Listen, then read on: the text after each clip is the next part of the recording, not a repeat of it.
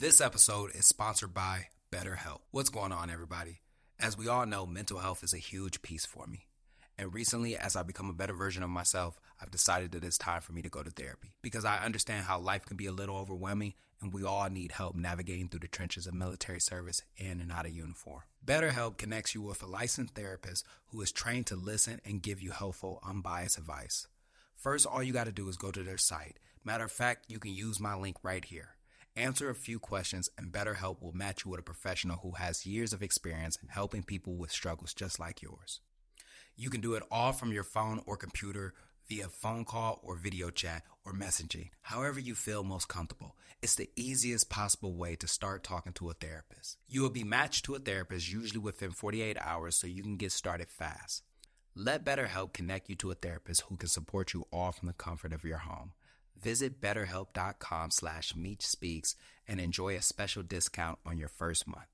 I don't know who need to hear this, but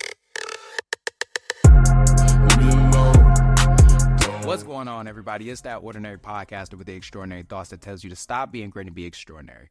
I'm Demetrius Thigpen, also known as Meech Speaks, and welcome back to another episode of the Talking Crazy podcast. Now, before we get started with this podcast, head on over to your favorite streaming platform, whether that's Apple Podcasts or Spotify Podcasts, and leave this podcast an honest review because this podcast deserves to grow just as much as we do. Crazy. Now, let's go ahead and just go back down memory lane for a little bit. Now, for those who have been listening to the podcast, and I'm talking about before it was Motivation for the Wandering Soul, but right when it was Extraordinary Thoughts for the Ordinary Mind.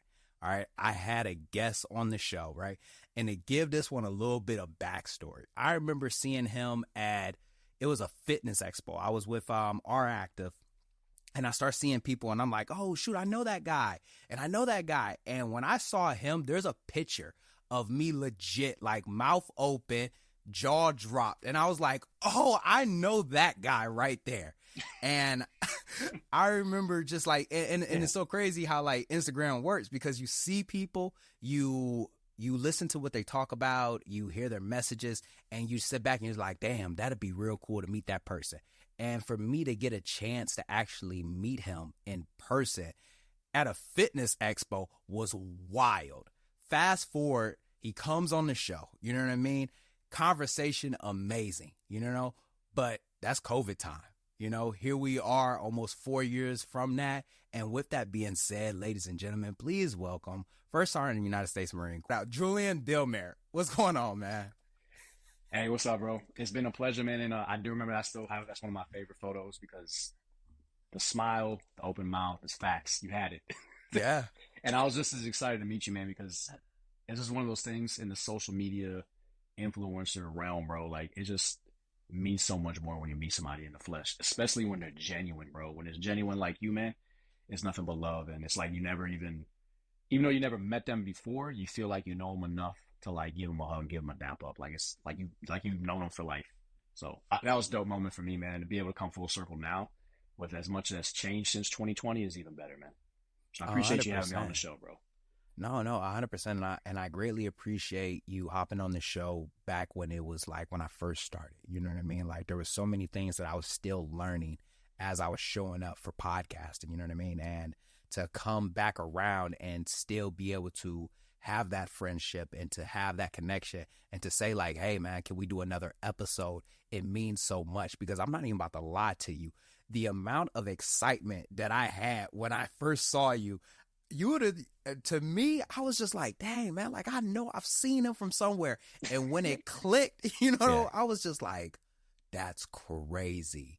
So once again, man, like it's really, truly a pleasure to have you back on, man. Yeah, likewise, bro. Likewise. But with that being said, man, if you don't mind, there's new listeners, new space. Can you go ahead and just give us, just a quick overview of who you are and what do you do? Yeah, absolutely, man. First Sergeant, I'm at Marine Wing Sports Squadron 372. I'm stationed on Camp Pendleton. I'm coming on my 18-year mark. So a lot that I'm sure we'll talk about in this episode, man, is just coming to fruition now at being this close to retirement, where I'm just excited to just do things like this where I can share and spread that word, give great advice, or at least share my failures so that other people can have successes off of my own failures. Because at the end of the day, man, we're just trying to grow. Just like you're trying to grow and you're trying to spread the good vibes, man, and the positive energy. I'm trying to do the same thing. Infantry background, combat camera, lab moved into infantry, but infantry background nonetheless for a majority of my career. I'm married, been married for almost 15 years, man. My oldest just turned 17 February 3rd, bro. So That's yeah, crazy. so there's some listeners that are probably going to be closer to age to my son than they are to me. And then my youngest is 9, man. So both boys, loving life as a husband and a father, man. And that is the most humbling experience you can ever deal with as a human, whether it's in any style of parenting, man. So yeah, this is. No, please, please, I apologize. Oh, that was it, bro. You good? No, no. And you know what's so crazy is that as I get closer to retirement, my oldest will be around that age. You know what I mean? Because she's 11 right now.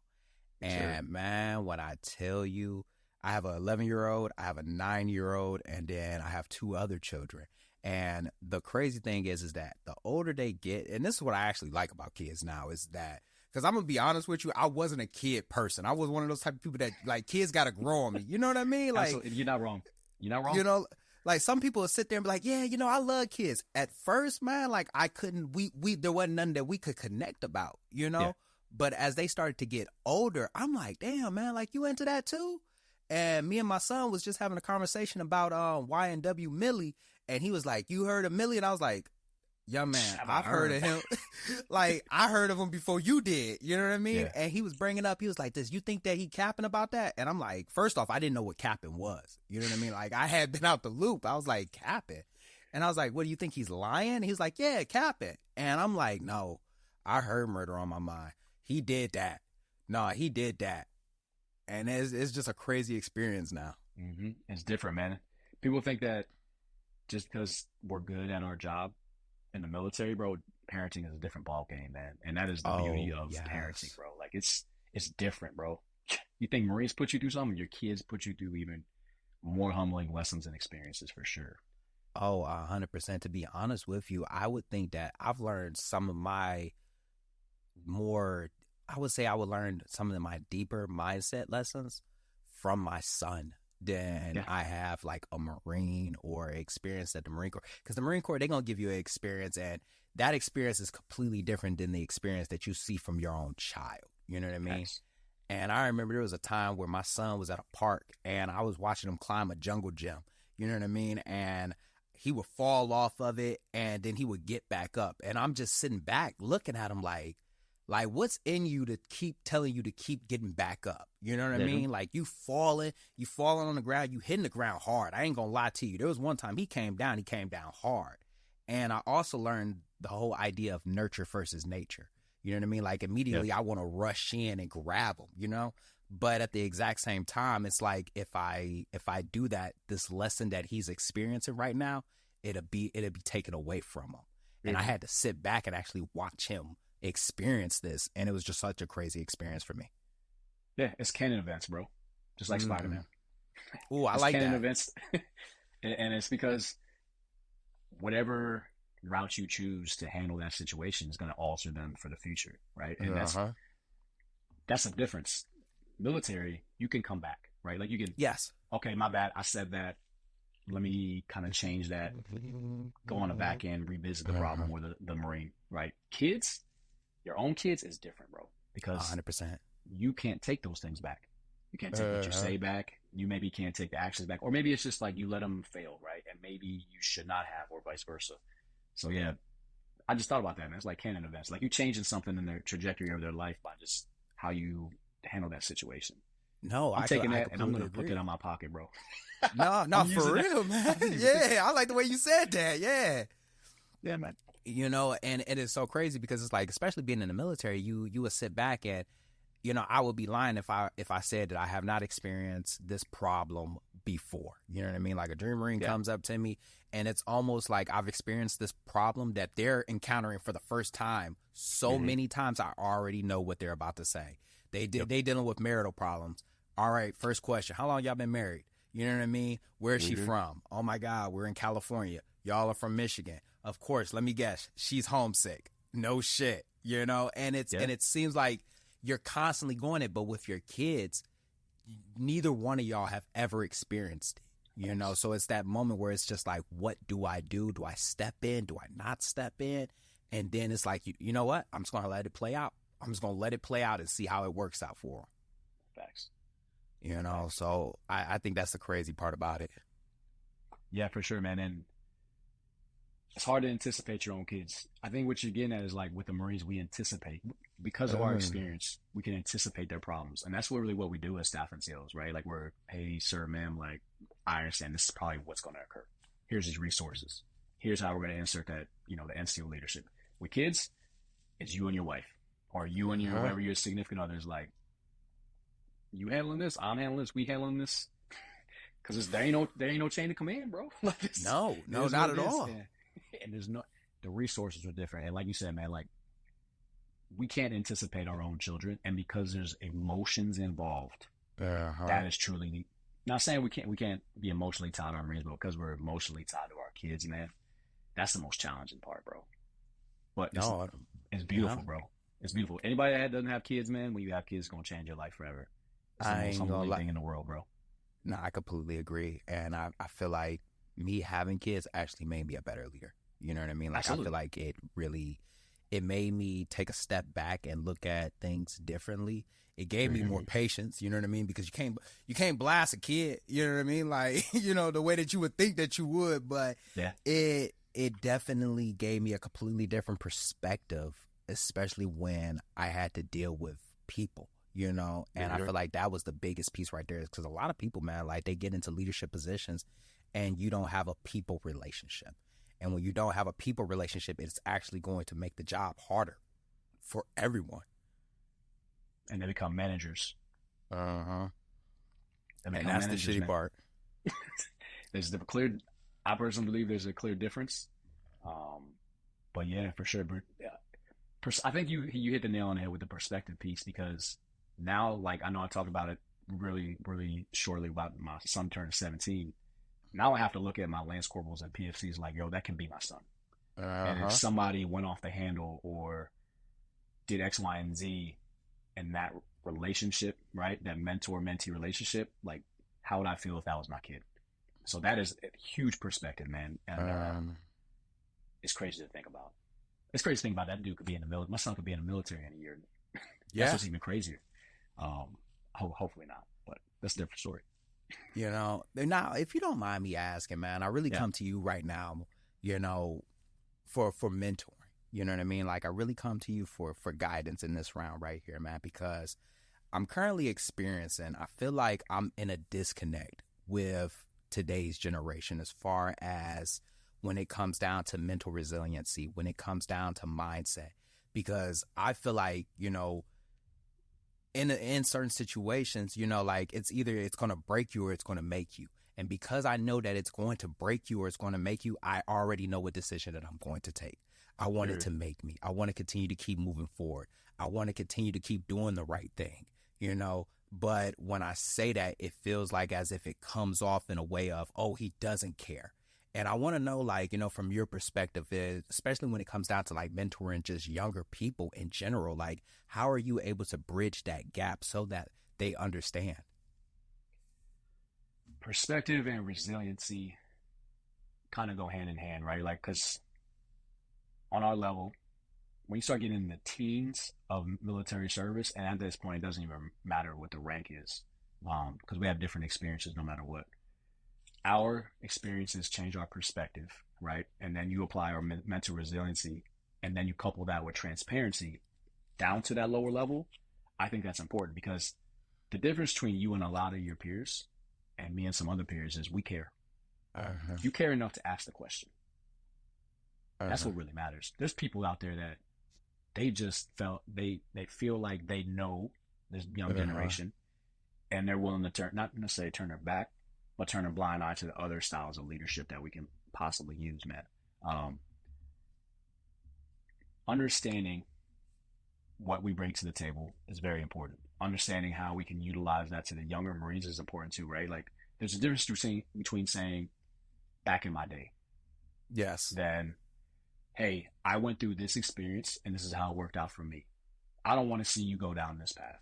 Or Hey, I know this experience may be relevant to this situation, but hey, let me hear how it affects you. It's just changing the conversation. We are used to one-way conversations when we were growing up. There was no time to ask why.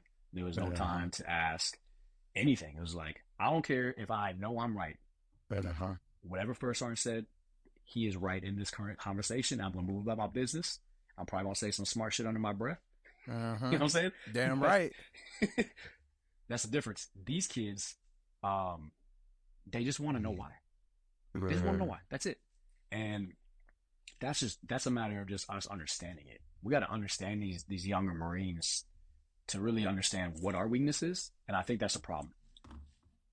If I take a look at most of my peers, um, some of them are really good, and the ones that are not, it's not that they aren't trying; they're just not willing to adapt, bro.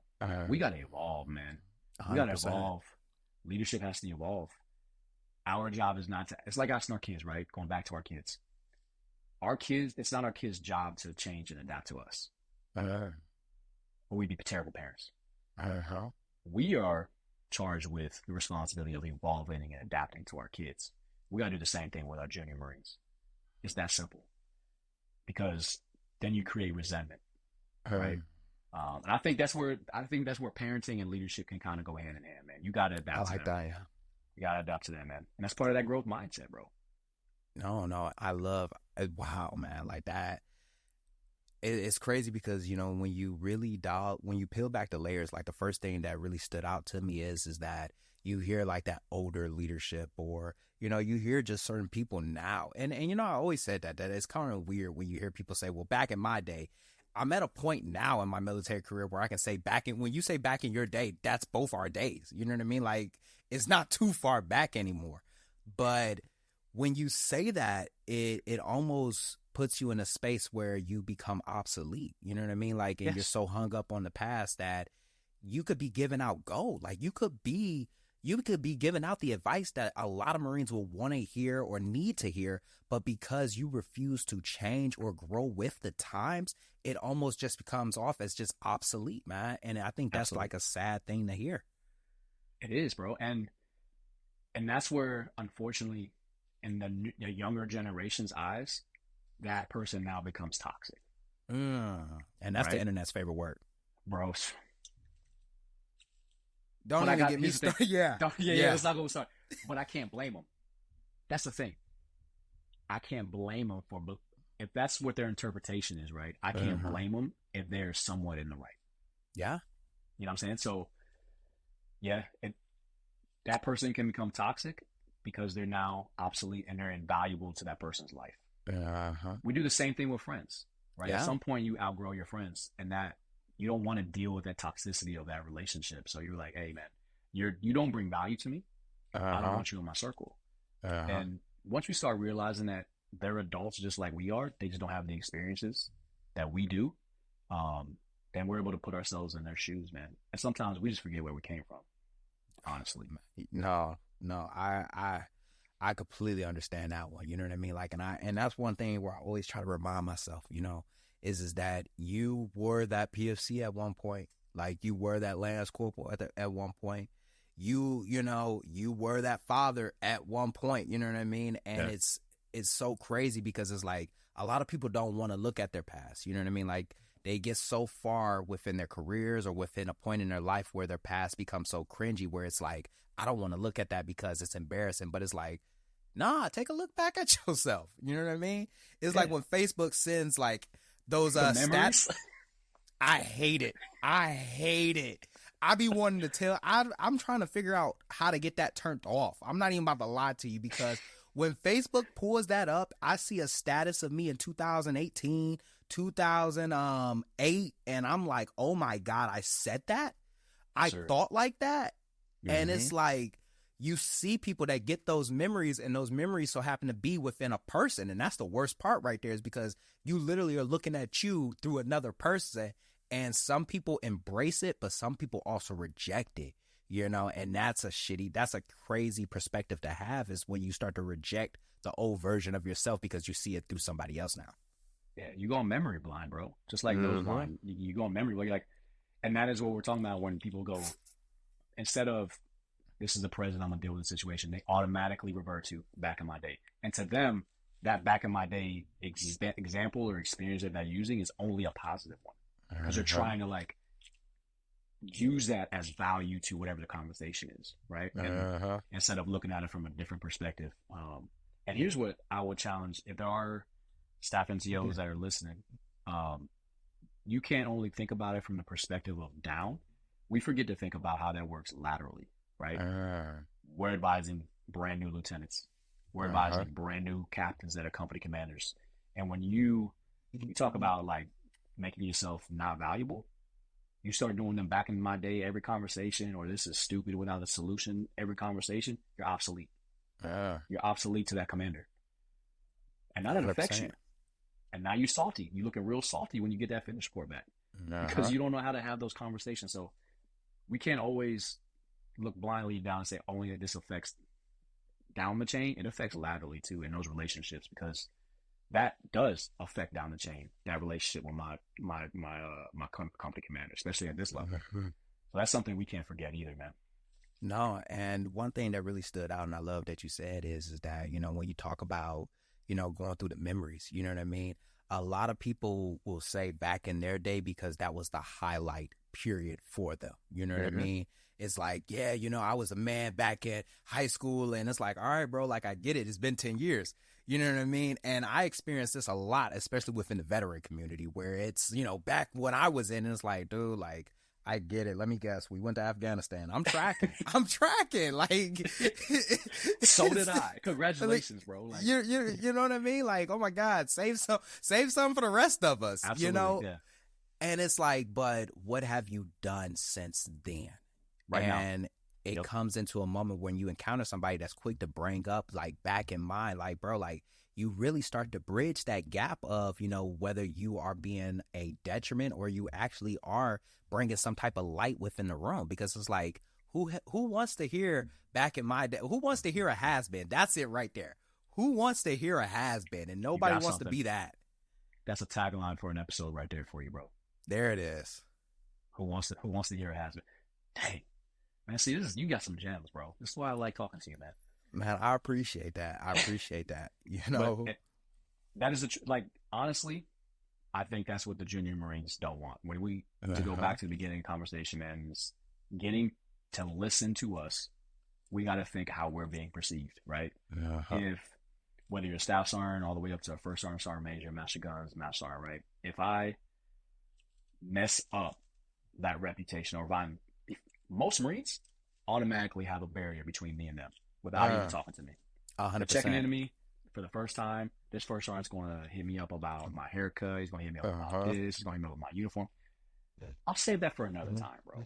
This is my first interaction with you. I want to talk to you. And I make it very clear to them, hey, just so you know, I want to write some things down as we have this conversation. And those things that I'm writing down is them. Where you from, right? Because for me, when I write things down, I remember it. Yeah, so I can circle back to that conversation. And as soon as I do it, bro, and people are welcome to take this from my book, but as soon as I do that, that barrier is instantly removed. I can see it. Yeah. Because they're like, oh, first sergeant's talking to me? He genuinely cares. And then 30 minutes to an hour later, all right, man, hey, you know, we'll finish up this conversation another time, but I know you got to get out of your alpha and so forth. Changes the perspective and narrative for us. And then I can circle back. And here's the thing. Sometimes you don't need to have a conversation with the Marine itself if they did something wrong. That's what your NCOs are for, bro. That's what the staff NCOs for. Hey, man, I had this great conversation with this Lance Corporal dude that just checked in. Hey, why don't you ever talk to him about his alphas and, you know, making sure they look good and stuff. Now you put that ownership on him and you gave him something to, like, have that conversation, right? So 100%, yeah. You got to understand that relationship can be just changed by just one conversation, and that's how you, one at a time. Takes time. That's how you change that narrative from our generation down to the young generation. Conversation, bro. You know, and I think one thing that I wrote it down, you know, it's so crazy when you said, like, you know, you write things down. Like, I'm a real big practitioner when it comes down to just taking notes when people talk. You know what I mean? Like, I'm a firm believer that everybody has something to say, and if, you know, you just got to listen for it. So I try to write down things, especially when people are talking to me. But a lot of us don't realize is that when you encounter a new Marine, or when you encounter just someone in general, you are essentially battling a previous experience that they may have had. Like, I may encounter a junior Marine, and I don't know how many staff NCOs or staff sergeants that he's encountered that were pieces of shit. I don't. Facts. So he's already going to have this wall against me. I ain't done anything. I got genuine intentions. But how many people have told him that they had genuine intentions and fucked him over? Know? But on the flip side, I might be battling up against a stellar Marine that did good by him. And now, that expectation of, I need to have that expectation as well. And a lot of people end up getting let down because it's like, damn, like, I ain't gonna never have a leader like that again, or they hold these people in this regard, and it's just like, damn, like, you really let me down. So a lot of us have to understand that when you encounter somebody, like, you're essentially, I hate to say the word battling, but you don't know how many previous experiences that they may have had with that type of person, with that type of rank, with just that type of personality. You don't know, especially when you talk about upbringing. A lot of us mirror the upbringing of most people's, like, parents, so it's like, oh my God, this guy is just like that. And it's just like, oh shoot, like, that perspective, honestly, I just came to that conclusion right now as we were talking. No, it's truth, bro. And another thing to add to that is, like, even though you may think you have a positive conversation or a positive experience, and like you said, that may not add up to what their expectation is, can't please everybody. Can't please everybody. And then we start talking about the mental resiliency. That is something we got to understand the higher we go. And that's something these young Marines need to understand is, like, can't please everybody, man. 100%. You can't choose, just like your parents, you can't choose your leader. Okay, cool. They're toxic. So what? What are you going to do about it? Are you going to sit there and go on social media and complain you have toxic leadership? Or are you going to rise to the ranks, and you've talked about this plenty of times, or are you going to rise to the ranks and challenge that style of leadership? I think that's important too, man. What's so crazy is that, and the reason why I talk so much about it is that in my military career, I can honestly say I've had like a handful of, great, like, by everybody else's standards, like, great leaders, like a handful. But I learned the most from the people that would have been dubbed toxic leaders. You know what I mean? Mm-hmm. Yeah. I've learned the most from the people that would have been dubbed shitbags. You know what I mean? Like, my greatest mentor would have been considered a shitbag by today's standards. You know what I mean? Best Marine I ever seen.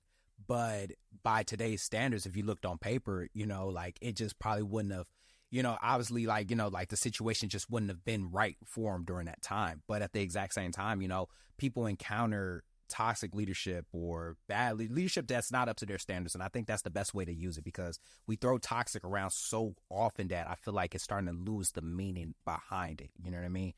But Absolutely. The leadership that is not up to their standards, if you telling me that you can't learn from that person, then you're already being blind to it, man. And you're going to keep encountering these type of people because you don't know what you're supposed to be looking for.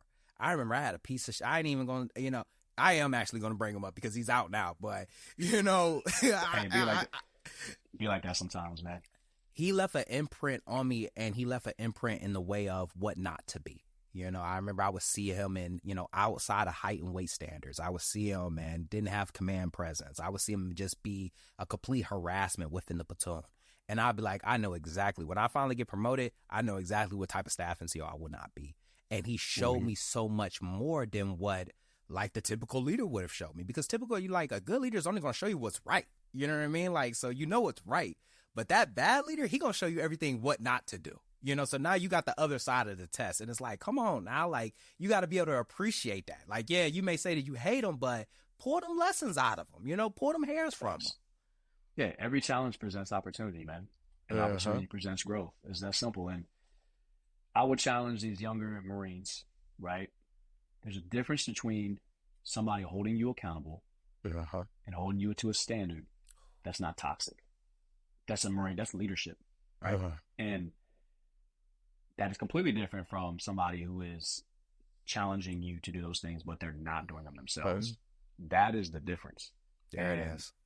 A lot of times I see Marines albeit on social media. I don't like this person because essentially they summarization can be they're holding me accountable. Yeah. And at some point, if this is occurring and you're changing units or everybody in your chain of command is a toxic leader, sometimes you might want to look yourself in the mirror and realize that it could be you that's the problem. Like, honestly, bro. Like, I'm not if gonna I'm lie to walking, you. You know, it's like, for real, like, you saying it right there. It's like, if you go into different units, you encountering different people, and you telling me that everybody is toxic, and it ain't you? Come on now. Spider-Man and finger pointing, bro. Like, it's you. It's you. And it feels like, you know, because when we talk about accountability is my favorite word, because it's a word that everybody wants to throw out there, but nobody wants to own that. You know what I mean? Facts. We want to hold everybody else accountable. We'll say, hey, man, you need to have some accountability. But when it's time for us to have accountability, it's like, well, you know, yeah, but so-and-so did this, or, you know, but, you know, there was traffic. It's like, shut up, stop lying. You know what I mean? Like you're late because you overslept. Like, come on now. Like, you just tell me. Penalty. Just say it. Yes, there bro. it is. Me and my buddy were just talking about this, man. Like, albeit we were raised differently from these younger guys, and that's nothing that we can change. It's not their fault. I don't know if your parents told you this, but if you tell me the truth, I ain't gonna whoop your ass. You know what I'm saying? It's one of those. I need the Marines to tell me the truth, and that's I can't the put thing. my hands on it, but just tell me the truth, bro. You know, and I feel like people don't want to own up because they're afraid of getting in trouble. They're afraid of how they're going to be perceived. But you got to understand, like, take into consideration what you did, regardless of the situation. There's still going to be an action behind that. There's a consequence behind that. You know what I mean? Like, you get a DUI. Like, what do you want me to do? Just make it disappear? You know what I mean? Apparently. Like, you know, like, you're toxic, bro. Yeah, you're toxic. You're toxic for holding me accountable. Like, bro, that's crazy, man. You know, and it's such a wild thing when you think about it, because and I'm so passionate about it, because at the exact same time, like, your lack of accountability is the reason why you're not able to succeed. You know, like, when you talk about like a shitbag that transitions into being a top tier performer, there has to be a moment where that shitbag says, like, damn, I suck. You know, he has to, you know, because if he doesn't, then he's going to constantly keep making the exact same mistakes. And when you are able to take that step back and own up to what you're doing, you're able to stop what you're doing, because now you recognize, like, all right, like, this type of behavior is unacceptable. It ain't them, it's actually me, you know, and I think that's the craziest part about it. Yeah, dude, and I'll be lying if I said that doesn't happen to me now as a first sergeant. Because, dude, I'm not perfect. And contrary to people's belief, you don't get training on how to be a first sergeant once you're selected. I mean, you go to first sergeant's course, you go to EA seminar, but you're lat moving into a completely MOS and a different leadership perspective. You could go from being a maintainer, right, your whole career, where you have a platoon of Marines max, to now you're a first sergeant, you got 200 Marines. So being accountable is tough, but it is so important to do, man. And I think here's another thing. If we as senior leaders can show that we're holding ourselves accountable when we're this high up, it means the world to them. 100%. I've had to tell a company or a group of Marines or an individual Marine, hey, I punted that, dog. I'm going to fix it. Or I shouldn't have said that to you, man. I apologize. We're human, That's bro. the biggest one right there. That's the biggest one right there. Apologize, man. And that, to this when we were growing up, we didn't need that. We're like, hey, this is how it is.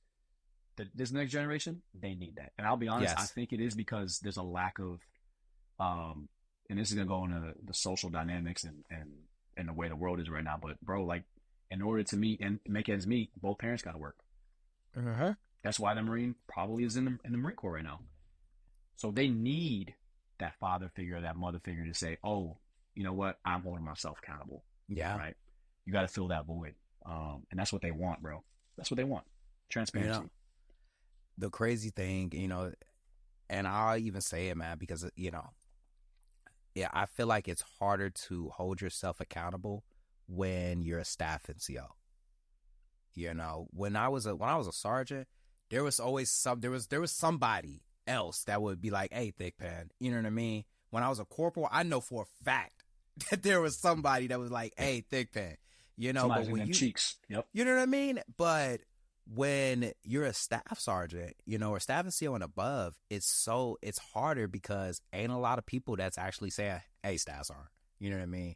First sergeant, you know what I mean? Like, it's not a lot of people, so it falls on you to Yeah. be like, "Hey, I'm fucked up right now." So when you take that step back and you say like, "Hey, I punted that," you know what I mean? That's on me, or I shouldn't have said that to you. I apologize. That does mean a lot to people because of the simple fact that a lot of people see where you're at and they say like, "Wow, like he can admit that," you know what I mean? And it gives like that human aspect to being in the military because once again, you know, we sit back and we define ourselves by our rank and our uniform and our accolades and the things that, or the places that we've been. But at the end of the day, like, you're a human being that makes mistakes. And when you can show that to people, it's like, fuck, man, like it really levels you with the Marines and it gives them a different perspective of you. So I agree. Yeah, 100%. Yeah, for sure. And I think that ties into the resiliency piece. I feel like first sergeants, anybody, man, honestly, if you're a good leader, the Marines want to talk to you. And not only if you're willing to say, "Hey, I messed this up," maybe it was, "Hey, same situation, maybe not a back in my day moment, but hey, man, when I was your age, I did this, and this is how I messed up and I failed, and this is how I became resilient to it going further, right?" Because bro, it's like reading a book. You're gonna gain somebody else's experience, or you're gonna gain experience on your own through somebody else's. And when you can challenge somebody's thought process, and not everybody is David Goggins, bro. Like, we think these Marines are robots. Not everybody's as mental resiliency as you, or mental resilient. Not everybody is willing to understand life the same way, and you just got to change that perspective, man, and show them how to be mental resilient because you don't know what's gonna. We're gonna be gone. We're gonna hang this uniform up, and they're gonna be in our shoes, and the cycle just continue itself. They could be at the next World War. We may not be there. And if you just sit there and let these guys baby themselves, or you baby them, or you're not holding them accountable, what type of legacy are you leaving behind to carry the rest of the culture, man? Like, that's our job. That's our job, bro. 100%, you know. And I just got to say this because this is going to sit on my spirit for the rest of the episode. You know, the Marines we're not David Goggins, but these Marines are not David Goggins. But they love to quote David Goggins. Yeah. I had somebody one time say, "You know, we got to move the boats." And I had to just say it. I was like, you know, when David Goggins said that, he wasn't in the back of the formation, right? Like, he wasn't back here with you know, and everybody was looking at me like, "Why would you say that? He's just trying to be motivational." And I'm just like, can we just be motivational with like real live action, like realistic action, please? You know, when David Goggins said that he's moving the boats that he's talking about, you're back here with the safety Vic. You're back here with me because I'm back here to make sure there's no fallout. So if you're telling them to move the boats, like, we got to be realistic with the things that we're saying, you know? And I felt like I just had to get that one off my spirit. I had to really get that one off my spirit. I agree with you. People are living their life with captions, bro. You can't live life with captions, man. That's what they're doing. And while I love social media, it has allowed everyone, I don't care which generation, to just like, I can say this and it's going to come to fruition. These Marines, same way. I can say this motivational quote. It's going to get everybody inspired. No, it's not. Your actions inspire. Your actions motivate others. And then when you get and you establish some clout, maybe you could throw in some quotes, dog. But like, leadership by example is the most important. It's the most important thing you can do at any rank. Lead by example. The other shit, the words of wisdom, the gems, like, people will finally listen once you establish that. They ain't listening to you. They ain't listening to you say, no, who's carrying the boats. Nobody's saying that. Yeah. We admire Goggins because he's lived it. Yes. So what I want to say, his quotes could be not the greatest, right? I'm not a big David Goggins fan, but his quotes resonate with me. And I'm like, okay, that's motivating. If some dude that I didn't know had the clout that he has, nah, dog, I ain't worried about that. I ain't worried about that, man. It's one of the moments where it's just like, he's lived it. You can see it. He's still living it, you know. So when he's saying it from a perspective of what he's actually telling you what he's doing. You can feel it. You know what I mean? Yeah. When I hear a 150-pound guy that drinks Monsters all day, falling out of form, telling me to move the boats. In fact, I honestly just want to stop what I'm doing. Now I just want to stop what I'm doing because it's just like, where did you think that that was going to work with me? Like, did you think that like that was just going to charge me up? You know, I'm going to get you. I'm running back there to come and get you. Like, why would you tell me to move the boats when I'm carrying you right now? Like, come on. Move my boat while you at it, bro. like please, like move the boats. Like I'm asking you, you know? Yeah. But I agree, man. Like, the more, you know, the influence that you gather, you know, the clout that you gain, you know, you start to grow. But like one of the biggest things, and, you know, I remember you talking about it is that eventually you get to a spot where it does become like you start to look around and you realize like it's just you in this room now. You know what I mean? It's just you at this stage now. And, you know, it becomes lonely at the top. You know what I mean? And I just really wanted to just get your perspective on that. Yeah, man, I appreciate you bringing that up. And it's the truth. And I think not many people want to talk about it. But I will say this, the reason why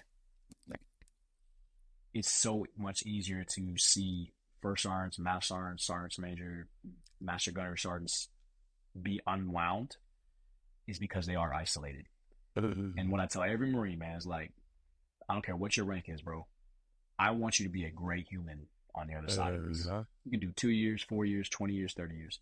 If your habits are trash, you're gonna squeak by. Yeah. Right? You could be a spotlight warrior. You'll squeak by. You'll win some boards. Some people will see you doing great things. We all do great things.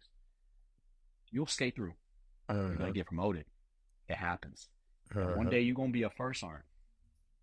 And when you have those bad habits, bro, and nobody's there to check you, everybody can see it. And that is something that this young generation needs to understand. All Marines understand. There it is. If you don't have the habits and the discipline, bro, when nobody is watching you, that's when things could go bad. And unfortunately, we see it on the news a lot lately. A lot of my peers, a lot of superiors, they don't have the good morals. They don't have the good values. And it comes to light. And it completely takes away from now a group of people. A rank. That's it right there. Or the Marines, right? So accountability, we talked about that. If you're not willing to hold yourself accountable, man, you're going to get caught. You're going to get caught. Because nobody's checking you. And that's cool. It's a gift and a curse. You have the beauty to do what you want as a first sergeant or whatever rank, right? You can literally damn near do what you want within the construct of Marine Corps orders. Like your left and right, yeah. Yeah, you can do what you want. And as long as you're good on paper, some people ain't going to fuck with you. But eventually, you're going to get caught, man. You're going to be a slow gazelle and the lion's going to get your ass. So, yeah, man, it is lonely. But I am happy about it because I'm comfortable with who I am. I'm comfortable with my morals and my values. And I understand that I'm willing to be held accountable myself. Sometimes keeping that group around you may not be with you at work, but guys like you, mentors, my close friends that I have, if I know I might be slipping, I call them. And they ain't people, here's the thing, they ain't people that's going to tell me, yeah, man, I agree with you. They're people that's like, nah, dog, you fucking up. Yeah. That's the people you need. And that is the biggest advice I can give anybody that's willing to stick around for this, man, is whether that's your spouse, whether that's your brother, whether that's your mom, your dad, your mentor, you got to have people that is willing to tell you you're fucking up. And that ain't cool. Or that's out of character for you. Ooh, that's the one right there. That's out of character for you. Here's what I expect from you. And when you have people like that, it cuts much deeper than a captain who's writing your fitness report. Because you're used to that, bro. Yeah. But when somebody that's close to heart telling you, like, bro, that ain't it. That's how you stay the course. That's how you get to retirement. And that's how you build success, bro. And then other people see it, and now you're creating something, a foundation for somebody else to live off of, man. And yeah, it is lonely, but I love it. I look forward to it every day. And that's why, bro, if it gets too lonely, I got Marines to go talk to, man. Like, honestly, bro, if I'm in my office and I'm doing my work, I'm like, it's crickets. I've been in my office way too long, dog. I'm going to go talk to some Lance Corporals, maybe teach me something. You know what I'm saying? Sometimes, bro, I pretend they're teaching me. Yeah. Bro, I sat in class, I was like, hey, man, Because there's these juniors in there, like, hey, they're teaching them, they're engineers teaching machine guns from machine gun range. Yeah. Like, hey man, teach me some. Teach me a little something on I'm 240 Bravos, man. Pretend I have no idea what the dude's talking about. But because they're teaching the first sergeant, eyes light up. Okay, first sergeant, check it out, blah, blah, blah. Loving it. Yeah. That's the stuff we gotta do, man. We gotta get back to that shit. No, I agree. That shit, bro. I agree, and I love that you know, it's so easy to see something and want to jump right on in. You know what I mean? Especially when you have an infantry background. But I imagine that meant a lot to them to be able to show them, and they're walking away like, yeah, you know, I was able to show first sergeant this whole time. They don't know that first sergeant. They don't like, know that I know this. You know what I mean?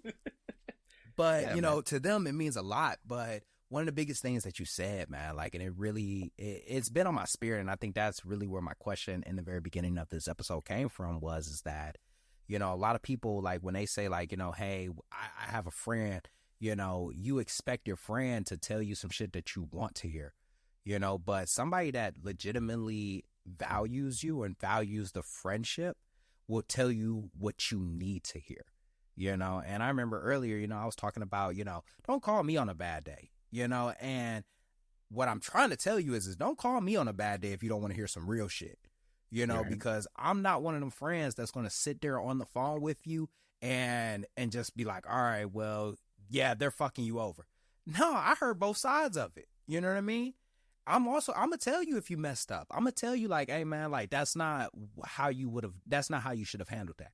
You know what I mean? Because I value you. And I feel like a lot of us at this time, especially when you get to a certain position within your life, like, you need to surround yourself with people that value you, you know, because if you get to this space and it's like, oh, well, I don't want to tell you that because I'm going to hurt your feelings, then I could go left when I'm supposed to be going right. And you didn't tell me that. I could be looking like a fool right now, and you didn't tell me that. I think, like, the best example is when you hear, and I used to hear it a lot as senior leadership, like, don't be afraid to correct somebody. If first sergeant ain't got no rank on his collar, then somebody needs to tell them. I didn't realize how deep that was until I became, like, a sergeant. Like, yo, like, I done walked through this whole platoon and nobody told me I ain't got no rank on. Like, I look stupid. Like, why would y'all not, like, somebody needs to pull me off to the side like y'all don't value me, you know? And I think that was one of the biggest things right there. Yeah, no, for real, bro. And it's value is what we're all searching for, bro, at the end of the day. We want people of value to be around us, but we got to figure out if we're valuable to other people. And that's a tough thing as a leader. The way I look at leadership now, man, is done this for 18 years. Evolution occurs, growth occurs, but now that I'm close to the end and I see the light at the end of the tunnel, not that I'm, like, dropping my pack by any means. I'm working harder, bro. Like, because I know at this point, like, I'm gonna run out. Like, I can't do this forever. So if I half-ass it, man, and I'm not providing value to everybody in my chain, what am I doing in an office? Do I deserve to be there, bro? Like, I can't say I want the rank and not want the responsibility. And that sounds cliche, bro, but it's facts. I want people to, when they walk in my office, like, hey, this dude, he earned his way here, and I'm going to walk away out of his office knowing that he is either helping me, doing something for me. He's serving leadership. Not, I went to first sergeant's office and I'm never going back again.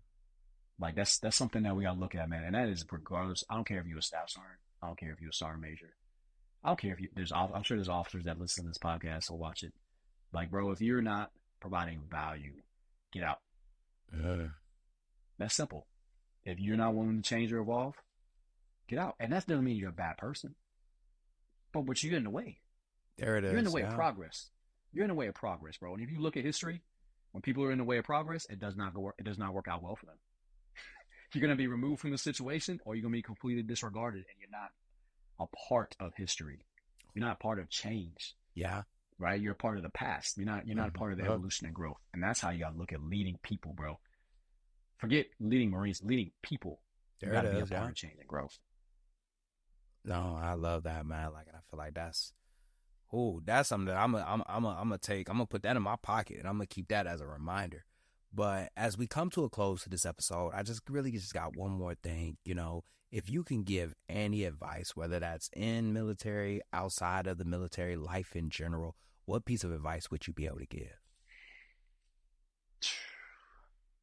Don't. Damn, that's a tough question. Don't undermine your own morals and values. That's because it's too easy to do at the top. I'm not gonna say I'm at the top, right? But I'm close to the end. And if I would have went against my own morals and values, I wouldn't be where I am today, right? And things come with that. That's your family. They're part of that. That's your upbringing. That's how you were raised in the military. All those things that built you and molded you to be you. And especially if you're a person that is just like wants to do the right thing and you do the right thing, you're challenged every single day, right? Distractions, social media, interactions with people. If you undermine your own morals and values, right, then you're not going to be who you want to be when it's all said and done. Yeah. You got to live this thing. You got to live this life for keeps, bro. You got to, when I retire, I want people to want to be there. I don't want people to be forced to be there because if they're forced to be there, I didn't do my job. There it is. Yeah. And then on the flip side of that, retirement ends, who's with me? Who's with me? And if I completely undermine all the things that I worked hard for an event or for a person that went outside the confines of who I am, I'm not going to be able to look back and be happy with my life, bro. So that's what I'm living for. I'm living for legacy, and I think people need to understand that you're not living for the now, man. You're living for the legacy and what you're leaving behind. You need to really find out who you are, accept who you are, be happy with who you are, and move forward, man, and just try to help people become better people, bro. That's at the end of the day, that's what I'm trying to do. I want people to be good people. I want my kids to be great adults, right? I want my wife to be continuously great because she's greater than me, right? I want my Marines to be better than me. Like when Marines say, hey, first round, I would be like, no, I want you to be better than me, bro. That's how this is. So that would be my advice. I know that was a lot, bro. No, that was perfect, man. Like I tell you, that was perfect. Yeah, man. And I definitely think like we can definitely close with that, man. Like once again, thank you so much for being here, bro. It's a pleasure, man. It's been great to watch you grow. Outside looking in, it's been great to watch how your podcast has grown, how you have evolved yourself, but again, never changing who you are. I appreciate unapologetically you, bro. And that's what people need to see. You can be you and still be great. You don't have to change who you are. Kobe didn't change. He was not. People could consider him a ball hog. I don't care if he was a ball hog or not, bro. It's Kobe. You know what I'm saying? Kobe was the dude. All these greats were them since day one. The only thing that changed is their experiences and situations. Yeah. That's it. Nah, I love that, man. I really do. And just like that, another extraordinary thought left this ordinary mind. I hope you enjoyed this episode half as much as I enjoyed making it. Don't forget to head on over to your favorite streaming platform, whether that's Apple Podcasts or Spotify Podcasts, and leave this podcast an honest review because this podcast deserves to grow just as much as we do. Also, don't forget to head on over to TikTok or Instagram and follow me at Meech Speaks. That's right, Meech Speaks. Meech is spelled Meech. Stay motivated, stay healthy. I'm out.